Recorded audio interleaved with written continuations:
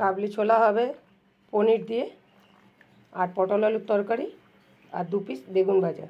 তা কাবলি ছোলাটাকে আগে আমি ভালো করে ধুয়ে আমি প্রেসারে দিয়ে দিচ্ছি। কেটে নিয়েছি।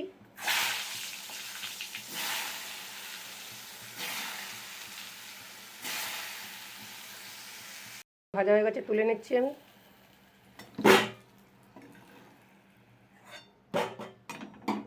দুটো গোটা জিরে দিয়ে দিচ্ছি।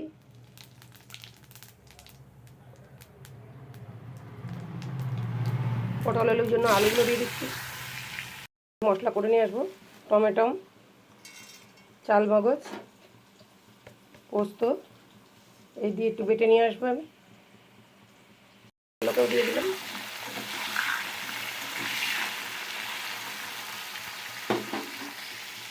কুচিও দিয়ে দিলাম। তারপর কিছু মশলা দেবো। দিয়ে দিচ্ছি 1/2 চামচ নুন, 1/2 চামচ লঙ্কার গুঁড়ো, 1/2 চামচ জিরের গুঁড়ো, এই হলুদের গুঁড়ো, আর 1/2 চামচের বেশি একটুখানি জিরের গুঁড়ো। আর আমি যে পেস্টটা করে নিয়ে এসেছি সেই পেস্টটা দিয়ে দিচ্ছি। খুব ভালো করে মশলাটাকে কষিয়ে নেব।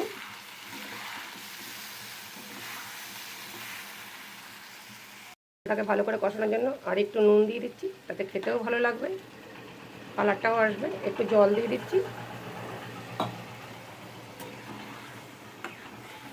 মশলাটাকে ভালো করে কষাতে হবে।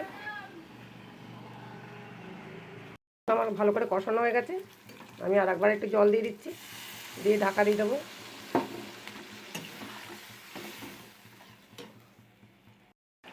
এর জন্য একটু গরম জল করে নিয়ে সর্ষের তেলেই করবো। দিয়ে দিচ্ছি নুন অল্প একটু। পনিরটাকে ভালো করে ভেজে নেব।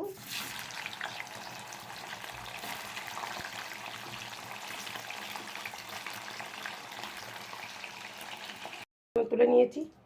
দিয়ে দিচ্ছি গোটা জিরে, শুকনো লঙ্কা আর তেজপাতা। দিয়ে দিচ্ছি কুচনো আলু,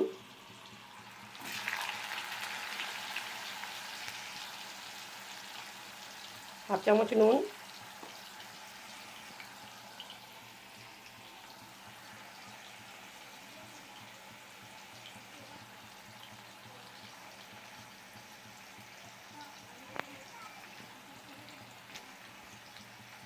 পরিমাণ মতন মশলা দিয়ে দিচ্ছি। ঝাল লঙ্কার গুঁড়ো, জিরের গুঁড়ো, হলুদের গুঁড়ো 1 চামচ করে, খানিকটা কাশ্মীরি লঙ্কার গুঁড়ো। এবার ভালো করে মশলাটাকে কষিয়ে নেব। দিলাম ওই চাল মগজ বাটাটা, মিষ্টি আর একটু জল। মশলাটাকে কষিয়ে নিচ্ছি আমি। চানাটা পরে দেবো। কাবলি ছোলাটা দিয়ে দিচ্ছি। এটা ফুটলে পনিরটা দেবো, পনির ভেজানোটা।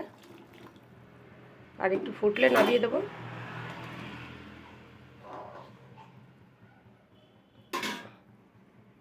হয়ে গেছে। দিয়ে দিচ্ছি দুটো কসুরি মেথি। যদি ভালো লাগে তাহলে একটা লাইক কমেন্ট শেয়ার করে দেবেন, একটা সাবস্ক্রাইব করবেন। ধন্যবাদ। নামিয়ে দিচ্ছি আমি। তরকারি মটর পনির আর এই বেগুন ভাজা।